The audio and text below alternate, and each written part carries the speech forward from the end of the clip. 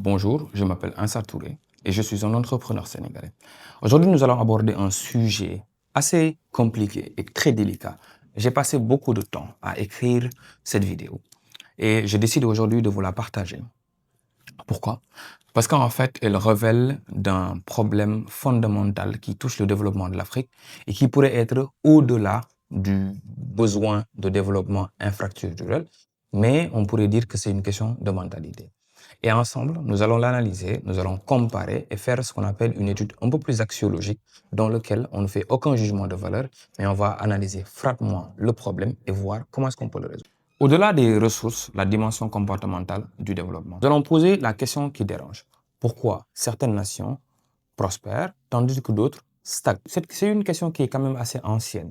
Alors, il y a une dimension qui demeure largement taboue dans le discours public, c'est celle du comportement collectif, les mentalités et ce qu'on pourrait appeler la culture du développement. Prenons un exemple. Lorsqu'un Africain visite la diaspora, disons Londres, Paris, Helsinki ou ailleurs, et qu'il le compare avec des villes comme Dakar, Lagos ou peut-être même Conakry, il observe des différences frappantes qui vont au-delà des infrastructures matérielles.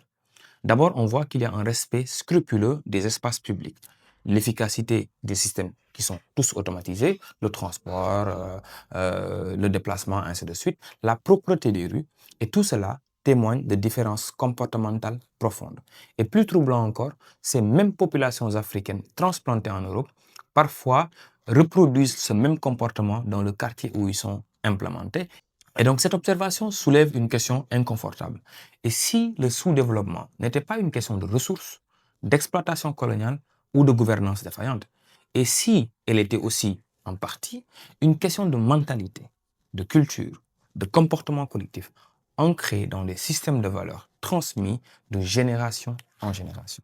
ñii ñooy mbaam un grave danger moo nekk nii te Sénégal kenn du ci wax te pourtant oto mbalit yaa ngi fi waa UCG yi ñi ngi bale mais rien du tout rien lii moo tax canal yi di bouché quartier yi di inondé ndox yi di duggaat ci biir kër gi salte yi nga xam ne ñun ñoo ko doon tuuraat ci biir canal yeeg mbalit yi ci mbedd bi suñu biir kër yi lay duggaat bu ko defee suñu doom yi xuus ci nooyi ci ñu laal ko microbe bi dugguñu ñu feebaraat alors que loolu ñoo ko yóbbee suñu bopp ngir yàlla nañu changer comportement yi nañu changer comportement yi lii ñaaw na.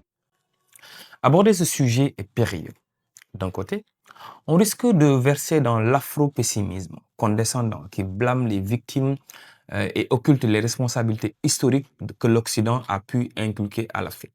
De notre côté, le refus d'examiner honnêtement cette dimension comportementale condamne l'Afrique à une posture de victime éternelle, incapable de prendre en main son propre destin.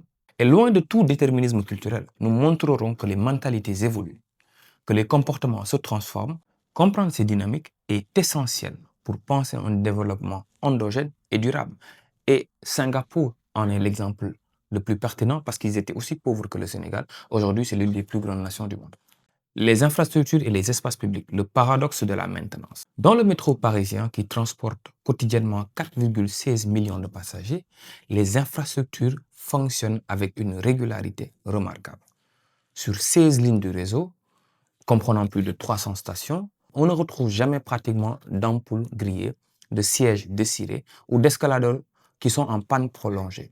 Les systèmes automatisés, les barrières de contrôle, les distributeurs de billets et même les portes automatiques fonctionnent 24 heures sur 24 avec un taux de disponibilité supérieur à 99%. La maintenance préventive est systématique. Les pannes sont réparées dans les heures qui suivent. Une étude du Programme des Nations Unies pour le développement, le PNUD en 2022, sur la culture de la maintenance en Afrique subsaharienne montre que seulement 34% des équipements publics en Afrique bénéficient d'une maintenance régulière, contre 89% en Europe occidentale. Le paradoxe s'accentue quand on examine les parcs et les espaces verts. Moi, je l'ai vu à Helsinki, par exemple. Dans des quartiers, on voit que chaque quartier dispose au moins d'un parc public équipé d'aires de jeu pour enfants, de fontaines, de bancs publics qui demeurent intacts pendant des décennies. Et les Finlandais respectent spontanément ces espaces. On ne jette pas des déchets par terre. On ne détériore pas le mobilier urbain. Ce respect n'est pas imposé par une surveillance policière omniprésente. Elle révèle d'une intériorisation collective des normes de civilité. à Dakar ou à Lagos ou à Abidjan, les rares espaces verts sont rapidement colonisés par des constructions informelles ou transformés en dépotoirs, ou même certaines personnes en font des commerces. Ces bancs publics disparaissent, les fontaines cessent de fonctionner, faute d'entretien, et ce n'est pas que les Africains n'aiment pas les espaces verts, parce que les quartiers résidentiels en témoignent, mais que la notion du bien commun semble moins ancrée dans les pratiques collectives. Ensuite, on a le civisme et le respect des normes. La fraude comme norme sociale. Dans les supermarchés finlandais ou suédois, les caisses automatiques représentent désormais plus de 60% des points de paiement. On a Nordic Retail Study qui en a parlé. Les clients scannent eux-mêmes leurs articles et payent sans surveillance directe. Et le taux de fraude, il est inférieur à 1,5% selon Kesco. Le système fonctionne parce qu'il repose sur une confiance réciproque. Les clients respectent les règles, les magasins font confiance aux clients. Et moi, j'ai eu cette expérience-là en Italie. Et lorsque j'ai évoqué ce système avec des amis sénégalais, avec certains de mes amis ici, leur réaction a été unanime. Chez nous, les gens voleront tout. Et cette réponse, loin d'être anecdotique, révèle une représentation sociale où la fraude n'est pas perçue comme une défiance marginale, mais comme un comportement attendu ou presque normal. Une enquête d'Afrobaromètre qui a été publiée en 2023 montre que dans 17 pays africains, 62% des personnes interrogées considèrent qu'il serait acceptable de contourner les règles si ça permet de subvenir aux besoins de sa famille. Ce rapport, différencié aux normes, se manifeste également dans les transports. À Paris, 95% des usagers du métro valideront leur titre de transport. Et même en absence de contrôleur, la fraude existe, certes, mais elle demeure marginale. Et ce qui est quand même intriguant, c'est que j'ai vu que les gens qui fraudaient la majeure partie du temps étaient mes semblables.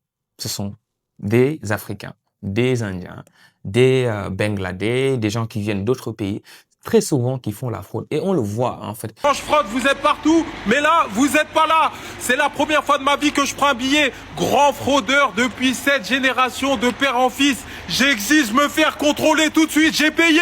À Dakar, sur la ligne du terre, les agents de sécurité rapportent que sans contrôle physique permanent, le taux de fraude allait grimper jusqu'à 40%. Le paradoxe de la diaspora. Quand on regarde Château-Rouge, par exemple, en France, c'est un quartier qui est situé dans le 18e arrondissement à Paris et qui est un microcosme révélateur.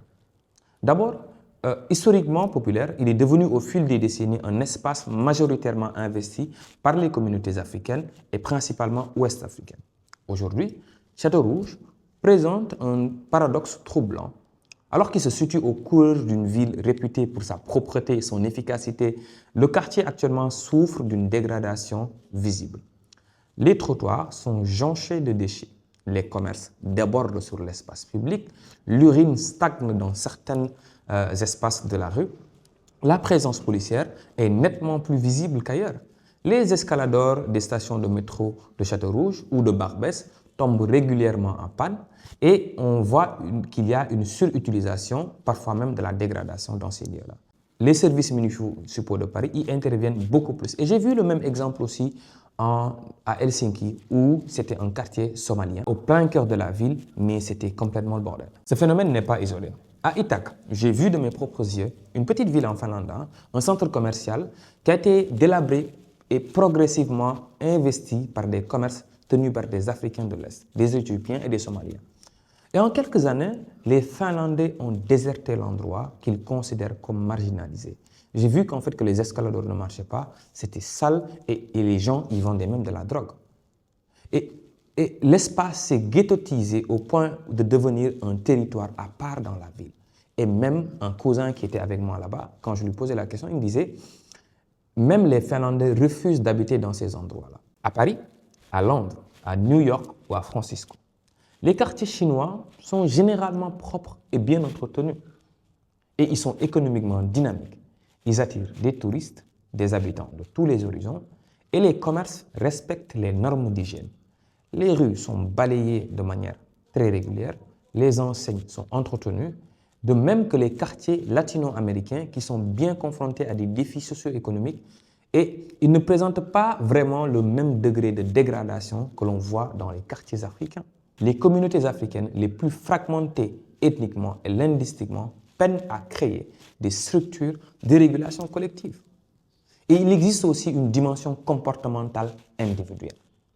Les travaux en psychologie sociale, notamment ceux qui ont été publiés par Gerd Hofstede dans la dimension culturelle, montrent en fait que les sociétés diffèrent dans leur rapport au collectif, à l'autorité et à l'incertitude.